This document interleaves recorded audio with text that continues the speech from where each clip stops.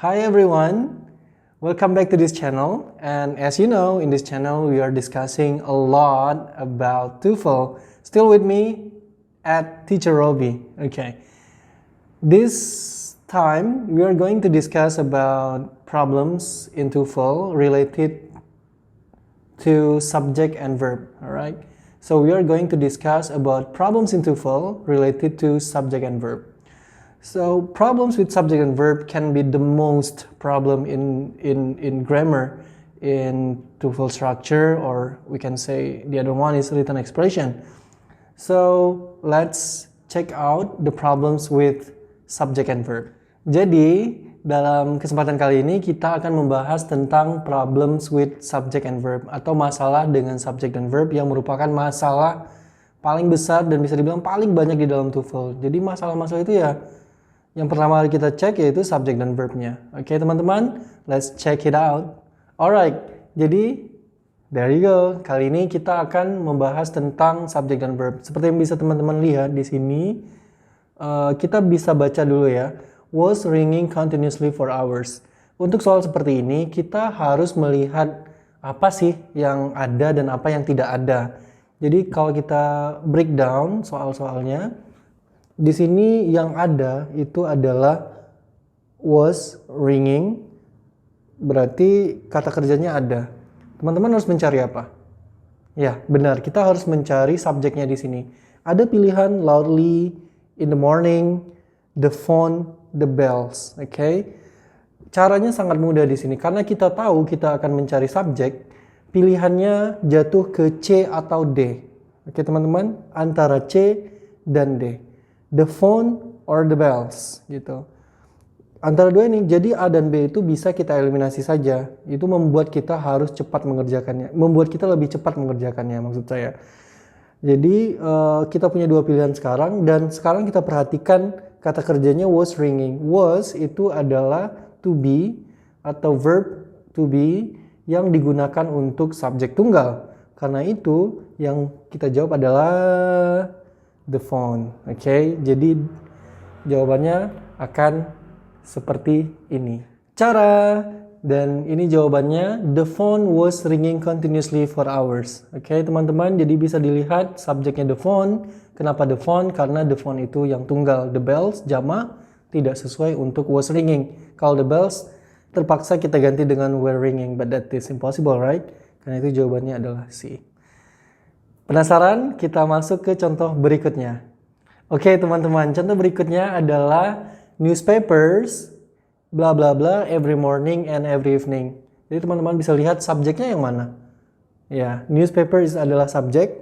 Yang nggak ada apa? Yang nggak ada adalah verbnya. Nah, jadi kita tinggal fokus mencari verbnya saja. Ada delivery, or delivered on time, dan regularly. Yang kata kerja di sini satu-satunya adalah are delivered. Sedangkan delivery ini kata benda, on time ini keterangan waktu, dan regularly itu adverb. Jadi ini sangat bisa kita lakukan dengan cepat karena yang kita butuhkan sekali lagi subject dan verb. Jadi kalau kita melihat soal seperti ini berarti verb yang ada cari aja yang mengandung verb. Gitu aja. Jadi lebih cepat kerjaan kita. Karena dalam mengerjakan soal TOEFL itu kita cuma punya waktu seperti 30 detik ya. Jadi sangat-sangat singkat. So, dan jawabannya adalah ini dia jawabannya. Newspapers are delivered every morning and every evening. Oke, kita masuk ke soal berikutnya. Semakin seru kan? The next example. Oke. Di sini bisa teman-teman lihat the plane bla bla bla landing at the airport in 5 minutes. Oke. Jadi apa yang ada dan apa yang nggak ada. Oke, remember that. Apa yang ada dan apa yang tidak ada. Sekarang teman-teman bisa lihat yang ada itu adalah subjek. Berarti kita harus mencari kata kerja dong, iya kan? Oh, tapi di sini udah ada nih sebagian dari kata kerjanya landing. Berarti teman-teman nggak bisa lagi, misalnya nih, kalau udah ada subjek misalnya, teman-teman udah pasti nih bisa eliminasi langsung yang it is, it really is, itu bisa dieliminasi karena kita tahu subjeknya udah ada. Berarti yang pilihan kita cuma dua, yaitu C is descending or D will be. Ketika kita masukkan, kita sesuaikan dengan subjek. The plane is descending landing. Oke. Tapi kalau kita pakai the plane will be landing, sounds better, right? Ya, benar kan? Jadi jawabannya the plane will be landing at the airport in 5 minutes. Oke. Gimana? Lanjut? Lanjut dong. Oke. Dan ini ya, my best friends always helpful with the problems. Kalau melihat soal seperti ini atau pernyataan seperti ini, lagi-lagi mindset kita harus mengarah kepada subjek dan verb ya teman-teman. Jadi my best friends always helpful with the problems. Do you see the problems here? Teman-teman bisa lihat nggak masalahnya di sini? Apa yang ada, apa yang nggak ada? Oke. Kita lihat ya. Nah, dan sekarang kelihatan nih, kalau helpful itu bukan kata kerja. Berarti yang kita butuhkan adalah kata kerja teman-teman. Jadi bakal menjadi seperti ini. My best friends are always helpful with the problems. Oke, berarti di sini kelihatan bahwa subjeknya my best friends, kata kerjanya are, karena verb to be itu dibutuhkan untuk melengkapi atau sebagai linking verb terhadap kata sifat helpful gitu ya. Karena itu my best friends are always helpful with the problems is the correct answer.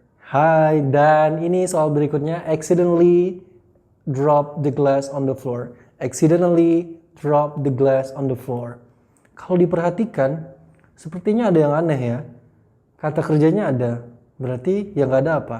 Nah, ini ya teman-teman, kita butuh subjek di situ. Jadi kelihatan accidentally drop the glass on the floor membutuhkan sebuah subjek di sini ya. Accidentally, walaupun dia di awal, dia itu bukan kata kerja. Accidentally itu merupakan adverb gitu ya. Karena itu kita tetap membutuhkan subjek di sana. Jadi kalau yang betulnya seperti ya begini ya, jadinya yang betulnya itu adalah misalnya nih, subjeknya apa aja sih? Boleh bisa he, bisa she, bisa they. Terserah karena kata kerjanya dropped. Jadi subjek apapun bisa dimasukkan di situ. Cuma poinnya adalah yang penting harus ada subjek. Jadi kalimat yang betulnya kita pakai subjek he accidentally dropped the glass on the floor. Gitu ya teman-teman. Oke, ini contoh berikutnya teman-teman. Pasti pengen lagi kan contoh dan contoh supaya lebih ngerti lagi. Di sini kelihatan each day practice the piano for hours. Each day practice the piano for hours. Apa yang ada, apa yang nggak ada. Oke, apa yang ada, apa yang nggak ada. Yang nggak ada, yang ada dulu adalah practice. Berarti itu kata kerjanya ada teman-teman. Subjeknya ada nggak? Oke, kayaknya nggak ada ya. Yuk kita lihat. Dan benar aja, subjeknya nggak ada. Karena itu each day itu kan keterangan waktu ya. Adverb of time. Karena itu dia sebenarnya butuh sebuah subjek di situ. Karena practice kata kerja. Dan yang betulnya, oke, kelihatan kan? Kalau sebenarnya kita butuh subjek di situ. Each day itu cuma keterangan waktu dan kita pakai he lah ya. Karena sebenarnya apapun subjeknya boleh sih. Tapi di sini kita bisa masukkan he, each day he practice the piano for hours. Jadi gitu teman-teman. Gimana? Udah ngerti? Atau mau lanjut? Lanjut lah ya. Oke. Katanya mau lanjut. Pengen sih mau lanjut, tapi gimana kalau teman-teman lanjutnya sendiri ya, tanpa teacher Robi. Di sini kelihatan the new student in the class very talkative. The new student in the class very talkative. Sekarang seperti teori kita, apa yang ada, apa yang nggak ada. Sekarang teman-teman coba dianalisa kalimatnya apa yang ada, apa yang nggak ada. Oke, udah diperhatiin kan? Dan untuk jawabannya silakan di komen ya jawabannya. Apa yang nggak ada, apa yang nggak ada. Atau komen aja kalimat yang benarnya seperti apa. Oke? Ya, gimana? Seru kan belajarnya? TOEFL itu nggak sesulit yang kita bayangkan teman-teman.